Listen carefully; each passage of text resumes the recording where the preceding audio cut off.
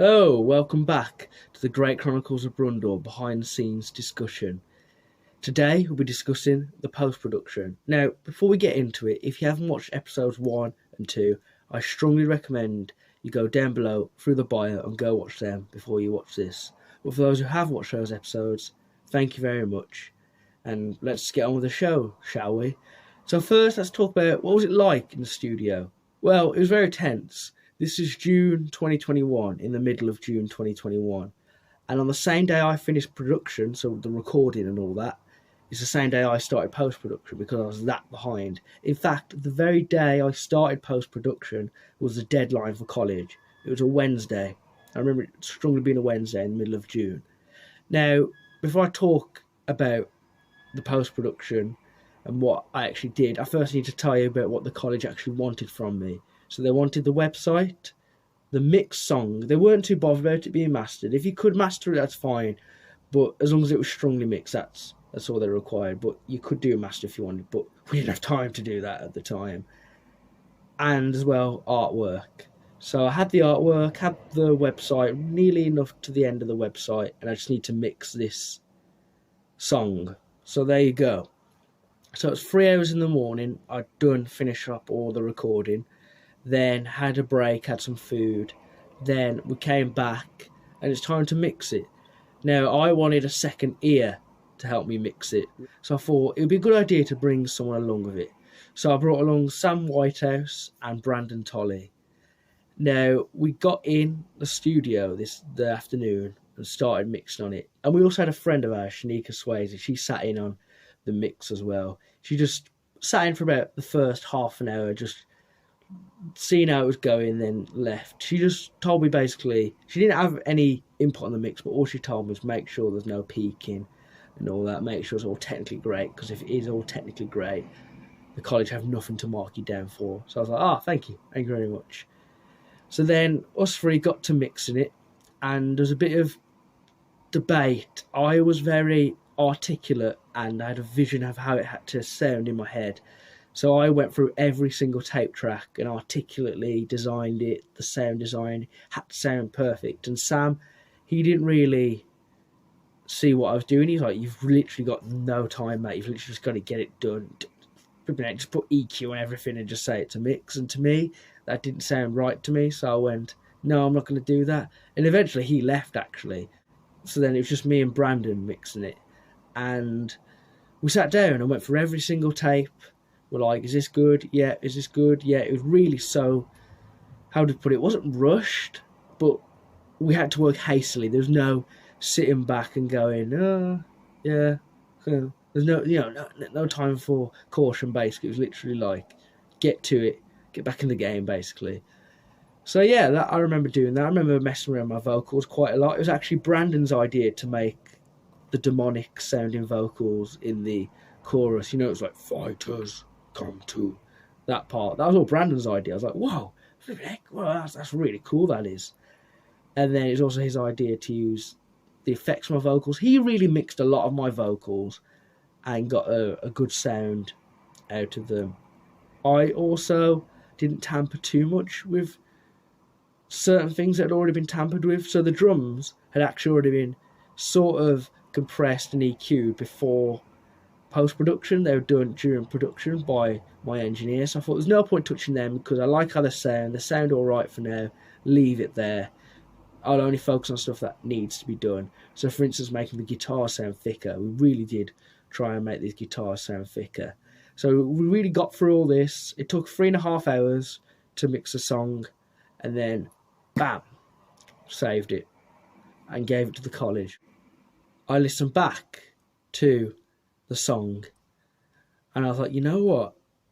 I don't like the mix. I really do not like the mix, but I'm happy for college to have that mix just to say I've done it. But I want to do my own mix for myself with Brandon as well. So when I release it later in the year, it will sound how I want it to sound. So I did all my college work, got it all done. I said to actually executive producer Jason Fillingham, I said to him, is it all right if in the last week of college that I mix it with Brandon? And he went, yeah.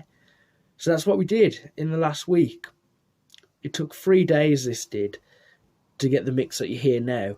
So I went in on the Wednesday, and we put all of Brandon's stuff, because Brandon put all his ideas down first. He said, if I put all down my ideas first, and then I let you have your way of it, and so I don't get in your way. So that's what Brandon did. He put everything he wanted to mix it like, and then I just added on top of it. So I went in on the Wednesday. I'm pretty sure I was in there like 9 a.m. to 3 p.m. So that's 6 hours. Then Thursday, I think Thursday was a 9 to 3 again. Then I remember Friday was a lot longer. Friday I literally left either 4 or 5, and I'd been in since 9 or 10. I really can't remember, but I just remember trying to get it all done, because Friday was my last day. I couldn't be in college after that anymore. This was Friday the 18th of June, so that was my last day of the first year of college. And I have good memories that day, actually. Very good memories, because England were playing Scotland that day during the Euros, so I wanted to get it all done so I could get back for that. And plus I was meeting up with some people after the mix, and they were waiting on me. I was 2 hours late because I was too busy mixing. I was like, no, I've got to get this mix done. No, I don't care if I'm playing football, watching football. I've got to get the mix done. This comes first, that comes later. So that proves how dedicated I was to get this song sounding top notch, how I wanted it. So yeah, it was fairly easy mixing it. It was more so trying to get everything to sound absolutely top notch. I really wanted everything up there and top notch, and I wanted to go for a vibe as well, more than perfection. So I've had some people comment on the mix saying, it doesn't sound perfect, there's problems I could say, and I went, it's not really perfection I'm trying to get the perfect vibe. And that's always what I try to do with all my mixes and productions. Stop trying to aim for it sounding perfect, but get it to sound good and have a vibe, so that listeners and myself can vibe with the song. So anyway, I got the song bouncing and all that, and that was it. That was me mixing it. And like I said, I've already done the deadline. At this point, this was kind of a bonus. Last week, the week before the 18th of June, I had all my college work done. This last week, I just did it for myself. So then I had a break from July and August 2021. There was a break. I didn't touch anything to do with the Great Chronicles of Brundor. I was on holiday, I was travelling around the country, I was doing different things. I've really got a break from the mix. Because back then, and even now sometimes, depending on the artists I work with, I like to have a break between the mix and the master. Because once you go into mastering, you can't be going back and changing your mix. So you really want your mix to be absolutely perfect, so that when you go into mastering, it's literally just adding icing on the cake, so to speak. So I thought, if I have a break now, 2-month break, come back, listen, see if I'm happy, then we'll get to mastering. So that's it. I went through a 2-month break, came back in September, liked how it sounded still, and got to mastering. The mastering I did at the St. Clair Sanctuary, not Paget Road Studios. And I really wanted a thick, bassy sound. Like, the way the mix sounded compared to the master, there's so much more low end on there. I really wanted a thick sounding record, because me and my engineer, Sam, had been talking that modern rock and metal and that type of guitar, distorted guitar music now, there's not a lot of low end in there anymore if you listen. But if you listen to old school rock and metal, there's a lot of like chunky low end, like, you know, early Black Sabbath. I mean, the bass was a very important part to old school rock and metal. Now it's kind of got lost with all these Gentacs and all that now, and we didn't really want that sound for the record, so that's why there's a lot of low end in the master. I remember having headaches doing the master. I remember that was quite intense because of how intensely I was listening to it, trying to get it perfect. I was like listening to it over and over again. I remember giving myself headaches. It didn't help that I locked myself in the dark. Like, I shut the curtains and it was all dark, and I was listening to the same song over and over again. And yeah, that's the reason why I got these headaches. But I wasn't ill, so we don't need to worry about that. And then by the end of September, I got the master done. I was happy with it. But now it's time for artwork.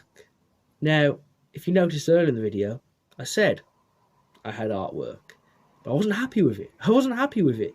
It was rubbish. It was artwork I made myself. I'm not a visual artist, so I got on a visual artist by the name of Jasmine Sinclair. Sounds familiar? Yes, it's my sister. Me and her sat through it together and designed the artwork herself. My inspiration for the artwork I've had since the middle of the project. During production, I always wanted it to look like a book, like the title, and then there's like a map behind. It was inspired of fantasy novels and fantasy films and just the covers of that. And I was trying to explain to Jasmine how I wanted it to look like and all that. And we sat through it. We listened to the playlist that was the inspiration for my song, just so we can get into the space and the head of things, how it can listen to. She never actually even listened to the song.